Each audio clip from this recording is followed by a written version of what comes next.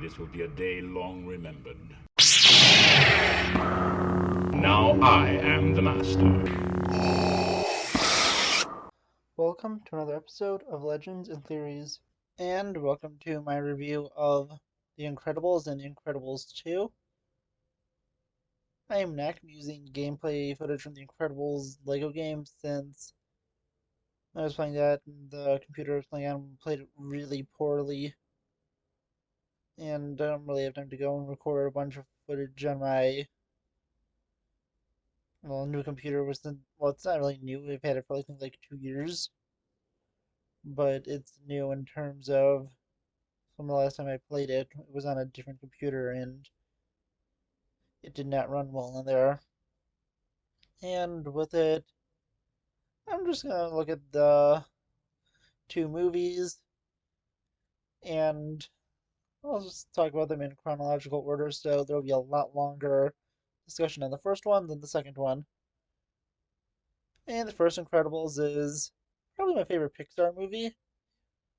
I really do love the story with it, and it's a really interesting series of events with a great villain in Syndrome.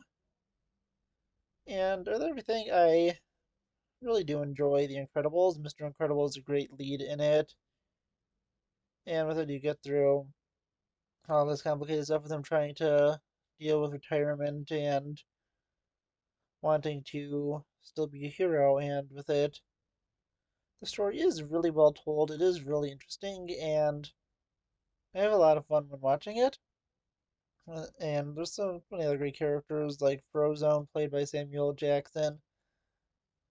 Always great to hear Honey Where's My Super Suit. There is the other kids, and of course, there is the scene with there's so many crazy people. There's Jack Jack Attack, which I'll talk about also. I'll talk about that in Auntie Edna. I forgot to mention that. But yeah, Helen's also really great in it.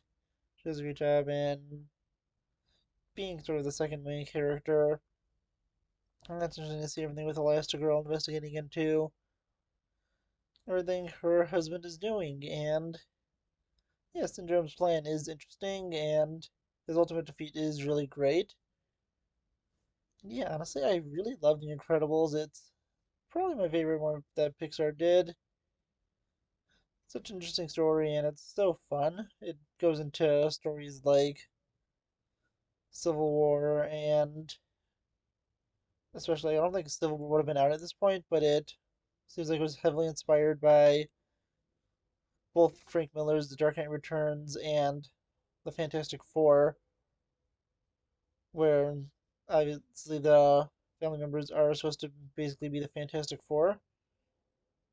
And on the other side, we see how, and like in the Dark Knight Returns, everyone is trapped in sort of a dark future where superheroes are banned. And with it, although it's not really a dark future, it's still a future where the superheroes are illegal and they aren't able to go out and be active as heroes. It was such an interesting concept, and they took two really interesting things, put it together, and made such a fun story. That's really why I love this movie. Going into Jack Jack Attack, that's a really fun short, and it's only a short, but I have so much fun when I watch it. It fits in well with the movie, and you could watch it really with the movie, although you have to kind of jump in between scenes to see everything with Curry being tortured by Jack Jack until Syndrome eventually takes Jack Jack.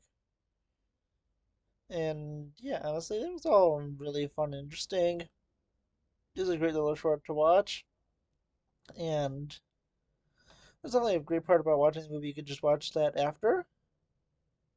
Going on to Incredibles 2, that's another. It's an okay sequel.